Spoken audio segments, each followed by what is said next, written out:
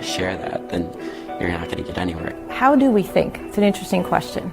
Not only is it important to know something, but knowing what to do with that knowledge is even more critical. What does a child need to know? Interpersonal skills, socialization, teamwork. I want to see the creativity. I want to see the problem solving. I want to see that there's more than just, I've got the degree, I went to the good school. A lot of people prepare their kids for what's hyped, right? In terms of, getting a job and making a certain amount of money. And what really counts is resilience, creativity, adaptability. It's the capacity to learn. It's the capacity to do. Whether it's in science or math or out in the world or art, it's the capacity to be able to do and think. And when they see that they have that capacity to do it, what isn't possible isn't stuck in their heads anymore. And we have to differentiate between building skills and building capacities. Waldorf education builds capacities. The basic developmental needs of kids have not changed for years. They need a caring adult. They need to physiologically take care of their bodies. They need to be mentally healthy. They need sleep, basics. What we're finding is that the focus has been much more on fast-paced, competitive achievement and pushing them in a way that's been really negative. The pace has become so fast. And then we say, okay, at age 4 they should be able to do this. Yes, they could do it if you push them, but what's missing? What are they not doing? I think there is an excessive emphasis on the importance of getting the best grades. I think that success in life is a function of so many other things. People are beginning to really look to say, well, so how do you learn?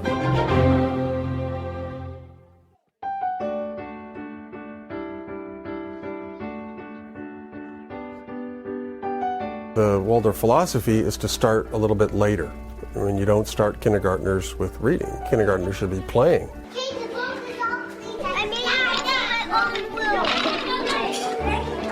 The developmental needs of the young child are particularly met in unstructured, free play, creative play.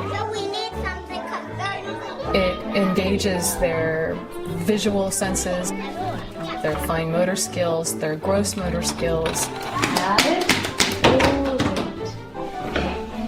It develops their language skills, their social interaction with their classmates. No, what are you doing eeny, meeny, miny, moe for? It reminded me of what childhood used to be, what I remember childhood being, and the freedom to be a child and to think like a child. I wasn't pressured from kindergarten, first grade on to be committing to 3 hours of homework a day when I came home, and instead I could be a child when I was growing up.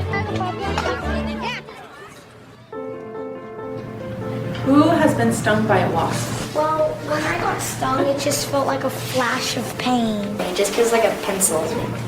So we call them paper wasps because they make paper. The teacher is the key. The teacher has to understand the children's development and be able to ask, who are these children in this place and time? You ready to be done with it again? When you look at a child, there's your curriculum. We recognize that every grade at each age, there's a different capacity. There's a different developmental stage. It's like when a toddler all of a sudden can walk and they just get up and they go, and some do it at 10 months and some do it at 20 months. By the time it comes back to your heart, it's oxygen pour blood back into your right atrium. There's a lot of reason behind what we teach and when we teach it. How does this meet the child at 7 years old, 8 years old, 9 years old, 15, 16, 17 years old? The queen carouses to thy fortune, Hamlet. Oh, wait a hand! Hamlet! Someone really thought about what they're teaching the kids. It's not randomly teaching about Rome in 6th grade. There's a reason for that. The skin is the biggest organ you have on your body and in your body. 9 pounds of dead skin cells fall off your body each year. And if you're in a room and there's dust like on the windowsill, 90% of that is probably dead skin cells. Take what's in the child, what's naturally growing there, and then draw it out in the way that it can just really flourish.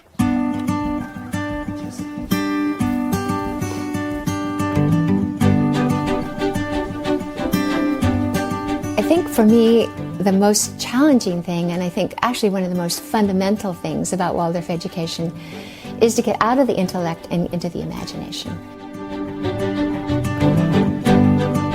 Imagination is developed early, and you can also develop it out of kids early. Wait, said the frog.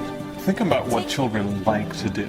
They like to hear stories. They like to draw pictures. They like to sing songs. 9 times 12 is 108. Waldorf, when we bring phenomena to young children, we bring it in a very rich story way.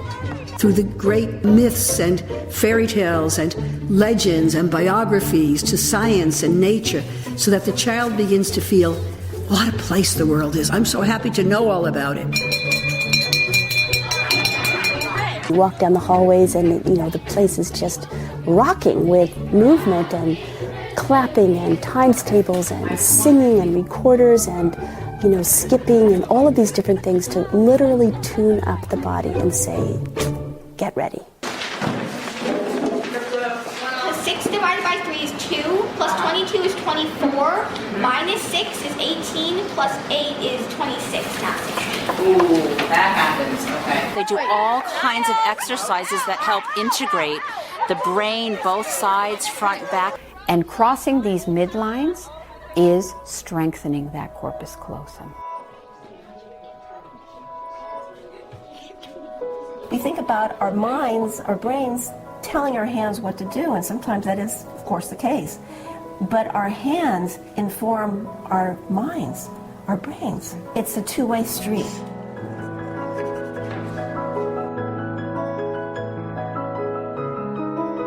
It's a rich, complex tapestry of multisensory learning. There is value in sports, no question. The camaraderie is incredible, and my son, who has never played basketball before, is blossoming. I play sports. I play volleyball, tennis, soccer. Unfortunately not basketball, which people say is weird because I'm tall, but... These kids start out with classes like eurythmy, they unicycle, they do balancing, they do climbing, all types of physical activities that increase their coordination and movement. I was able to go through the high school and do 22 hours a week of competitive gymnastics at the same time. And I, kind of ultimately coming out, was able to walk onto the hockey team at Dartmouth.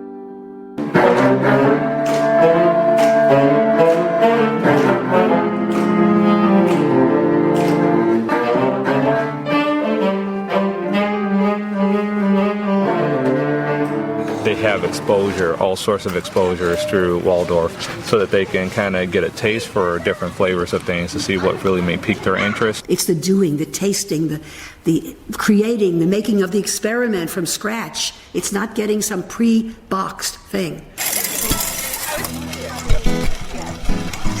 Right now they are threshing and winnowing the seeds so that we can replant in the winter and in the spring. It's kind of a practical understanding of a different way of doing things that I think has been lost by mainstream education.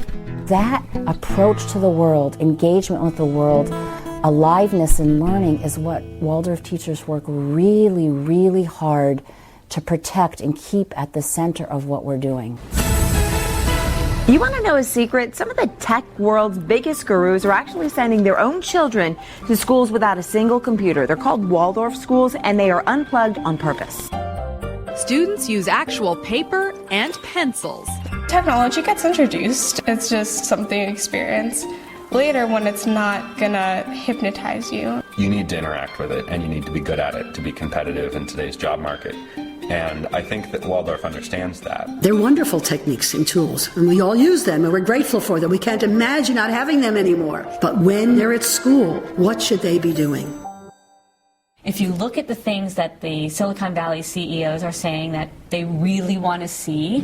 Creativity, communication, and collaboration. Interpersonal skills, socialization, teamwork. A curiosity and a persistence and a drive. Something that needs to make you keep going when you're sitting in the lab and you just, nobody's telling you what to do.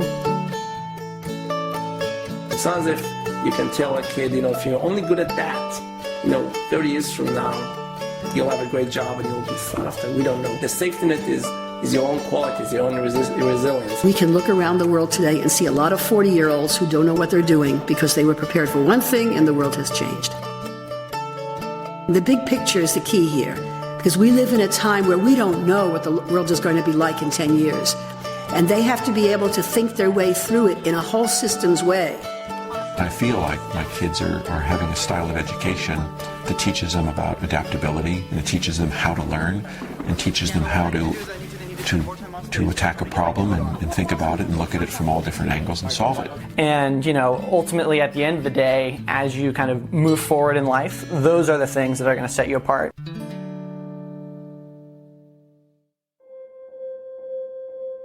If you have to picture your child in, like, let's say, 20 years, what would you wish for your child? For my kids, I want them to be men, but, what is it to be a man? I don't have an interest to raise insecure overachievers. Every day, my children come home, and I see their eyes excited, I see their smiles, they're happy. One mother said, "I have my daughter back now."